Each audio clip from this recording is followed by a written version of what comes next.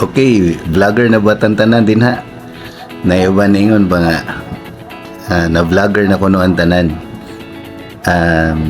Para na ako ang pag-vlog, ako personal opinion nag-vlog ko for information or sa ganahan ko ipaibaw akong opinion. Kung ma-monetize maayo, kung dili ra pod.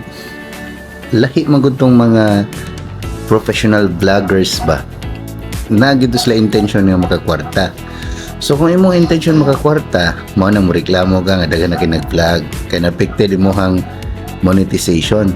Samtang ang uban nag-vlog walay pakialam kung ma-monetize ba sila o di, gani was sila magpakialam kung ang ilang post ma-restricted pa, ang ilaha lang gid mapagawas nila lang opinion.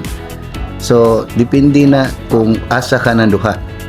Kado bang nag-vlog ka para makakwarta or nag-vlog ka to spread information or ipagawas ni mo imong opinion.